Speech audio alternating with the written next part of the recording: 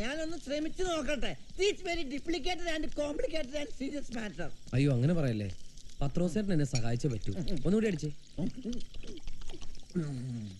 ഞാൻ പറഞ്ഞ പുള്ളിക്കാരൻ എന്തും കേൾക്കും. എന്റെ മുഖത്ത് നോക്കാൻ തന്നെ പുള്ളിക്കാരന് പേടിയാ. നീ പേടിക്കണ്ട. പക്ഷെ സംഗതി പെൺപാണിവായതുകൊണ്ടാ എനിക്കൊരു മടി. അയ്യോ ഇത് പെൺവാണിപ്പല്ല, ഞങ്ങൾ തമ്മിൽ നേരത്തെ പ്രേമിച്ചതാ. ഇന്നത്തെ കാലത്ത് ഒന്നും വിശ്വസിക്കാൻ പറ്റില്ല. എടാ ഇപ്പൊ ഇവിടെ നടക്കുന്നത് എന്തൊക്കെയാണെന്ന് അറിയാമോ? പെണ്ണ് നിന്റെ കൂടെ 2 മാസം താമസിച്ചതിന് ശേഷവും വേണമെങ്കിൽ ഇത് പെൺപാണിവാക്കാം. അവക്ക് വേണമെങ്കിൽ വനിതാ കമ്മീഷന്റെ മുമ്പിൽ പോവുകയും ചെയ്യാം. എന്തും പറഞ്ഞ് തോണ്ടിയത് ഞാനാ. എന്തും പറഞ്ഞ് അവളുടെ ചരിത്രം നഷ്ടപ്പെടുത്തിയതും പറഞ്ഞ്. ചരിത്രമല്ല ചാരിത്രം. സിർജിനിറ്റി. നിന്റെ സിർജിനിറ്റിക്ക് അയ്യേ പത്രോസേട്ടൻ എന്തൊക്കെയാ പറയുന്നത്? അവളൊന്നും വന്നല്ലേ ഉള്ളൂ, ചേട്ടനടിച്ച് ഫിറ്റായ പട്ടിക്കഴിവറി പോലെ. നീ നോക്കണ്ട, നിന്റെ ഏമാന്റെ കാറ്റ് പോയെന്നാ തോന്നണേ. അഡീഷണൽ DGP മന്ത്രിയൊക്കെ കൂടെ അങ്ങനെ കൊന്നു. ഈ പത്രോസ് പോകേണ്ടി വരുമല്ലോ അങ്ങേരെ കൊണ്ടുവരാൻ. ആരാടാ പ്രായപൂർത്തിയായ ചെറുപ്പക്കാരല്ല വീട്ടിലേക്ക് 2 ടോർച്ചടിച്ചു നോക്കണം. രാമനാഥൻ സാറാ വരുന്നത്. എന്റെ കാര്യം ശരിയാക്കണേ. നീ പൊക്കോടാ, ഇതൊക്കെ ഞാൻ ശരിയാക്കിക്കോളാം. നീ എന്റെ പ്ലാ കണ്ടോ? പ്ലാ പ്ലാ പ്ലാ.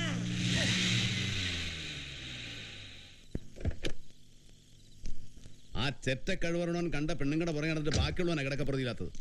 നിന്നെ ഒന്ന് സ്നേഹിക്കാൻ കൊള്ളുകടാ പൊന്നൊക്കെ. ബാക്കി പൂരിപ്പിക്കാൻ എനിക്ക് മനസ്സില്ല. പൂരിപ്പിക്കാൻ എനിക്ക് മനസ്സില്ലാന്ന് മിസ്റ്റർ രാമനാഥൻ. നീ എന്താ വിളിച്ചേ? അല്ല മിസ്റ്റർ രാമനാഥൻ സാറിന് വിളിച്ച തെറ്റ. പെണ്ണിനെ പറ്റിയും പ്രേമത്തിനെ പറ്റിയും സാറിന് ഒരു പുണ്ണാക്കും അറിയില്ല. ഞാൻ പറഞ്ഞുതരാം. ഡെയ്സി അപ്പു തമ്മിലുള്ള പ്രേമം ഗാഢമാണ്.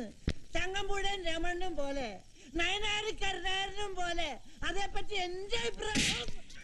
ഇതിനെപ്പറ്റി നിന്റെ അഭിപ്രായം എന്താടാ?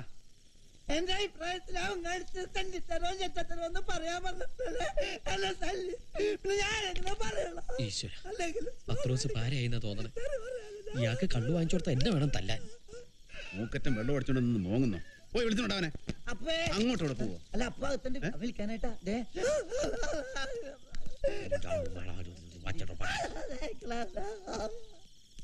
നീ എന്തിനാ ഇങ്ങോട്ട് വന്നേ?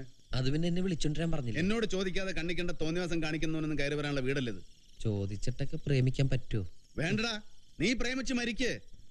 പിന്നെന്താ പ്രേമഭാജനത്തെ അവിടെ ഇട്ടുണ്ട്, നീ മാത്രം ഇങ്ങോട്ട് എഴുന്നള്ളത്? അത് പിന്നെ സാറിന് സംശയം തോന്നണ്ടാന്ന് കരുതി. എന്ത് സംശയം?